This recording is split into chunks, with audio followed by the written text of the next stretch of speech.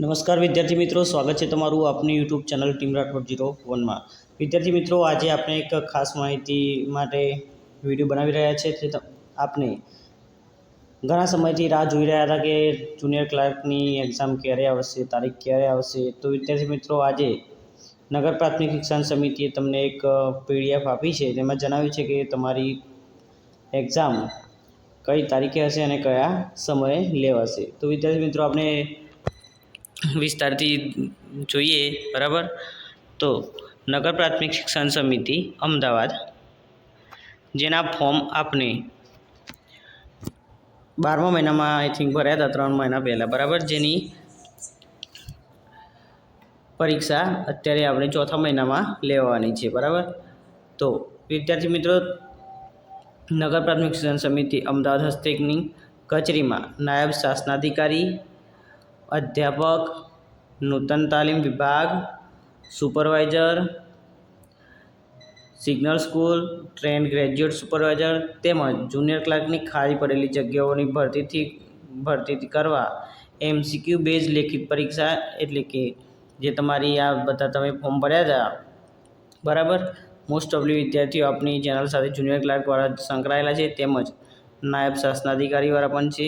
તો વિદ્યાર્થી મિત્રો, આ ટાઈમ ટેબલ આપણને આપી દીધું છે, બરાબર। વિદ્યાર્થી મિત્રો, જોઈએ તો ટ્રેન્ડ ગ્રેજ્યુએટ સુપરવાઇઝરની વાત કરીએ તો 20 તારીખ છે, બરાબર। ટ્રેન્ડ ગ્રેજ્યુએટ સુપરવાઇઝરની તારીખ કઈ છે?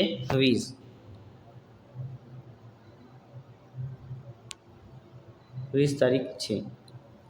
જે પરીક્ષાનો સમય 9:30 અડધા કલાકનો રહેશે, બરાબર।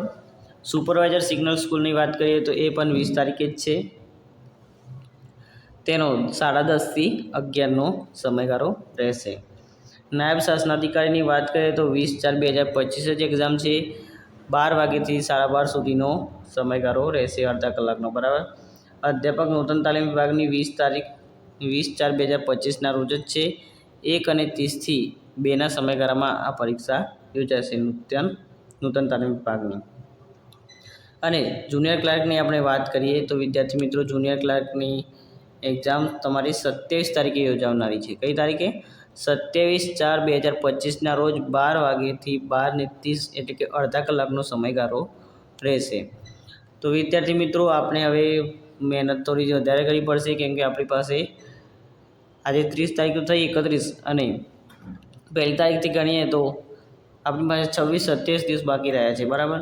તો જુનિયર ક્લાર્કના વિદ્યાર્થી મિત્રો, આપનું સિલેબસ તમને ખબર જ હશે કે 10 માર્ક્સનું આપણે જોઈ લઈએ સિલેબસ એકવાર, બરાબર।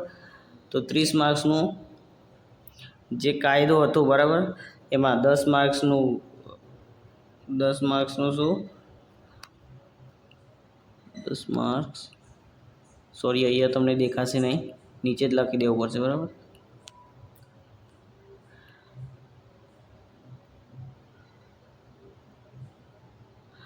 માર્ક્સનું વિદ્યાર્થી મિત્રો, મુંબઈ પ્રાથમિક શિક્ષણ અધિનિયમ 1947ના 10 માર્ક્સ। બીજા 10 માર્ક્સ છે મુંબઈ પ્રાથમિક શિક્ષણ વિનિયમો 1949ના 10 માર્ક્સ છે। અને ત્રીજું છે GCSR, એટલે કે ગુજરાત મુલકી સેવા નિયમો 2002ના 10 માર્ક્સ છે। એમ ટોટલ 30 માર્ક્સ તમારા આ 3ના થઈ ગયા। અને બીજા 10 માર્ક્સ ગુજરાત GKના રહેશે, અને બીજા 10 માર્ક્સ ભારત અને ગુજરાત કરંટ અફેર્સના રહેશે, એટલે કે ટોટલ તમારા 50 માર્ક્સનું પેપર રહેશે, વિદ્યાર્થી મિત્રો। અને સમયગાળો આપણે અડધા કલાકનો રહેશે, 12 વાગ્યાથી 12:30 સુધીનો। અને આપણી જુનિયર ક્લાર્કની વાત કરીએ તો 27/4 પરીક્ષા છે, બરાબર। 27 તારીખે હાઈકોર્ટ પ્રિલિમની પરીક્ષા પણ છે, બરાબર, મુખ્ય પરીક્ષા। તો તેને પણ ધ્યાનમાં લેવાની રહેશે। જે વિદ્યાર્થીઓને તે પરીક્ષા હોય તે થોડુંક ધ્યાન દોરજો આ વાતો પર, બરાબર। 27 તારીખે 27/4/2025 જુનિયર ક્લાર્કની એ છે, AMC સ્કૂલ બોર્ડના જુનિયર ક્લાર્કની છે, અને હાઈકોર્ટ બેલીફની પણ છે। તો થોડું તમારે કંઈક વિચારવું પડશે, જે લોકોને બંને એક્ઝામ છે તેવા વિદ્યાર્થીઓને, બરાબર। બાકી વિદ્યાર્થી મિત્રો, આપને વિડીયો આજ અથવા તો કાલે અપલોડ કરી દઈશું, જે આપને હું ગુજરાત મુલકી સેવા નિયમોના અને મુંબઈ પ્રાથમિક શિક્ષણ વિનિયમો 1949ની PDF આપણે બનાવેલી પડી છે, જે મહત્ત્વના પ્રશ્નો છે, બરાબર. તો તેનો વિડીયો પણ બનાવી દેવામાં આવશે. જો વિદ્યાર્થી મિત્રો તમે આપણી ચેનલ પર નવા હો તો ચેનલને સબસ્ક્રાઈબ કરી દેજો અને તમારા બીજા વિદ્યાર્થીઓ સાથે શેર પણ કરી દેજો આ વિડીયો. તેમને પણ આઈડિયા આવી જાય કે પરીક્ષા ક્યારે છે. બાકી તૈયારી કરતા રહેજો વિદ્યાર્થી મિત્રો. કરંટ અફેર્સ પર થોડું વધારે ધ્યાન દોરજો અને જે પહેલાં 30 માર્ક્સ આપણે છે તે પણ તમારે કવર કરવાના રહેશે. તો આપણે વિડીયો અહીંયા પૂર્ણ કરીએ. મળીએ નેક્સ્ટ વિડીયોમાં. ત્યાં સુધી જોતા રહો આપણી યુટ્યુબ ચેનલ TP Rathod 01ને. જય હિન્દ, જય ભારત.